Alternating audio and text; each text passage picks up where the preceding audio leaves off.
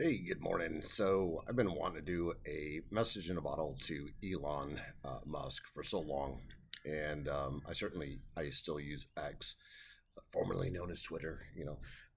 But I certainly, when people say, "Do you trust Elon?" and I always answer no, I don't. And I want to do a message in a bottle for Elon Musk, and maybe he'll see it, maybe he won't. But in the meantime, I'll share my opinion all the same. You know, people revere this guy and for his intellect and obviously pretty smart. When you look at the cars that his company produces, being Tesla, um, I think generally what we see is that it was a software program. Tesla has always been a technology company. They just happened to write a software program and built a car that operates on the software program. Kind of like an iPhone, right? You write the iOS and then you build a phone that can utilize the iOS. And that's what Tesla did. So then everybody gets all excited about electric vehicles. And he's made a lot of money to say the least. And the number one reason his stock price is way up, and actually it's kind of way down. But anyways, the one way up is because of shorting. So shorting in the market, and Elon hates people that short his stock. So and it's a cult. So as people short it, then more people buy it, and they kind of screw over the shorters. So which is fine. That's the way the markets work. And Elon makes money and grows his value. But when you look at a car, an electric vehicle, I posted over and over and over. Why would you utilize 30-year-old? So here's this guy that's supposed to be on the edge of all technologies and so smart, and yet utilizes 30-year-old battery technology to power a vehicle. There's no onboard generator. There's no onboard engine. As we have seen and learned that their lifespan on the lithium batteries is 5 to 7 years, and of course, then the cost of replacing those batteries is generally 50 to 60% or more of the vehicle itself.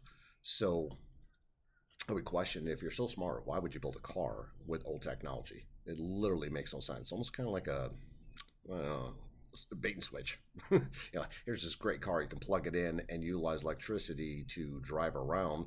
Oh, but I forget to tell you that the battery's going to wear out. I forget to tell you that lithium is extremely flammable and you've seen videos where people's houses are burned down because of the chargers, and there's just been all kinds of crazy stuff going on with these things. And then Chicago this past winter, when it got cold, everybody was told that their mileage, if you want to call it mileage, of their vehicle decreases in the cold with the battery by up to 50 to 60%. So if I have a vehicle, let's say, that has 300-mile range and I'm living in Chicago, I now have a vehicle that maybe goes 150 miles if I'm lucky. And then what they found with extreme weather was, well, guess what? Damn batteries went dead. Yeah, figured that one out. And then somehow, the government decided, well, which I feel kind of bad for Tesla or Elon in that sense, that the Biden administration hates him because he's not union. I don't know. I thought it was a free country. You could do whatever the hell you want, but obviously with this administration, no. And so they attack Tesla, which is interesting. It's interesting bedfellows is what I would say, because the guy has huge government contracts, and yet the same government that gives him huge contracts for his technology and knowledge and intellect also fight him and try to battle him and take away his power of being the richest person in the world. So, but I don't feel bad for the guy. I mean, he's worth billions. I think he'll be all right. But again, old battery technology being utilized to drive a car makes absolutely zero sense. SpaceX, he shoots up all these rockets, and I get to watch them from my house here in Florida now, which is really kind of cool. So I do like watching the rockets. But here's the other thing: when you talk about CO2, and you're developing a clean energy car, and all of a sudden you're shooting up rockets like there's no tomorrow. It's like every day we could watch another launch going up here in Florida, and I just got to wonder how much CO2 is being emitted from the rockets, right? So if you want me to drive my electric car that's going to break down, that the batteries could explode, and the mileage doesn't really get me where I need to go, and the charging takes forever, it's just an insane scenario. But yet you want to keep shooting rockets up in the sky that are certainly putting out a ton of CO2 based on their fuel usage. What's the purpose? And then put up 5G Starlink. Now it encompasses the globe, and he continues to put those up. 5G originally was military technology, DARPA projects, and can be utilized based on their wavelength and the energy in which is behind them. So, is it a communication tool or is it a military tool? So I'm always curious. I've posted this on Twitter before or on X. No response from Elon. Elon did admit that his satellites can be changed in frequency and energy. That makes them a weapon, which is interesting that China called it a weapon. Um, Not that, again, don't believe China. I'm not saying, United States. But Elon, good, bad, do I trust him? I don't trust him. He's got so many different projects going on. I love watching the big rocket go up. That thing's pretty cool. But exactly for what purpose? It's like you want to go to Mars. I don't know what the hell for. You can't. Nobody can inhabit the planet. Um, but it's a thing, and he keeps getting the government contracts for the rocket technology. Um, so again, when you look at it, and then I always challenge people on X. I said, just name one good thing that Elon has done for humanity. So yeah, he's the richest person in the world. Yes, he developed Tesla. Yes, he has SpaceX. Yes, he's got a boring machine. He's got all kinds of different companies that he owns and operates, and a lot of government contracts, billions and billions of dollars from the government going into his companies, so the government can utilize them. But what has he really done? He says he disagrees with immigration now, and that it's horrible and he should close the border. But let's go back and look at his account and look what he posted, and let's go back 2 years, and he was all about immigration. Immigration was good in his mind. Hey, we need immigrants. It's great. All of a sudden, so he was for policy.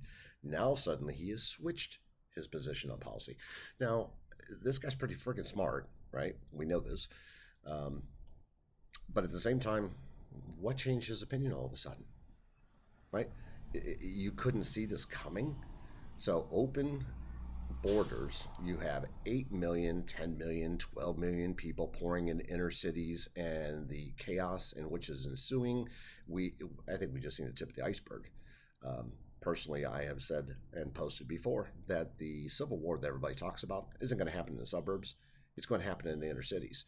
And that is because there is a group that has inhabited the inner cities, and has for generations. And all of a sudden, we've dropped in, not we, but good old government did, dropped in 8, 10, 12 million people. And they're now using up all their food resources, medical resources, housing resources. They get more money as illegal immigrants than the U.S. citizens.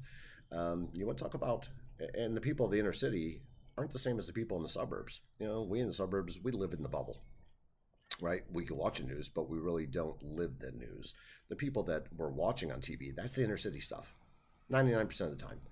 And those it's like a battle hardened type of person that lives there and has to deal with that. And so when it goes off, and I think it will go off here real soon, that inner city is going to be where the Civil War starts. And the poorest people in our country are going to be the ones fighting this war for us. And yet Elon can't choose a position. Good, bad, don't know. When he talks about politics, says that he has voted Democrat. Well, hey, that's great. So have I in my past. I always vote for a person. I don't vote for a party. I encourage people to donate to a person, not a party. And so he switched.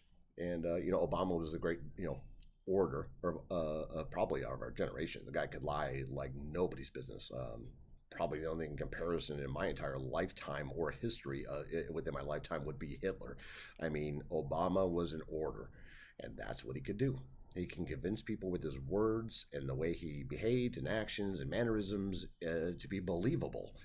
And lo and behold, just a shit show, right? And so the same thing I look at with Elon. He'll do an interview, and I love that he calls people out. I love that he speaks out. I love that he says he's the defender of freedom of speech. But yet, I haven't heard him say anything about this TikTok thing, right? So the TikTok bill that's going through, just so I'm sure Elon knows, is not about TikTok. It's the Patriot Act on steroids. And he hasn't said a word. He hasn't said a word because he's over here collecting data on us, because we use X, and he, I would assume, sells that data, just like Facebook and Google and all these other major data companies. That's what they do. Data is power, and TikTok, sure, is probably collecting data just like every other social media company that we interact with, or our phones, or cars, as we have found out. I mean, they're all collecting data on us, right? So is it so bad that if you choose to use TikTok, then yeah, you're going to get your data collected? Well, you're getting your data collected when you do something on any other program or platform.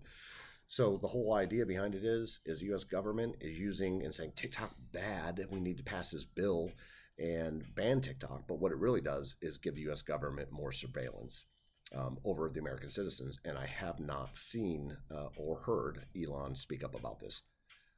So if he wants to be the order of truth, and he really believes in freedom of speech and privacy, wouldn't he speak up about this? I would think he would.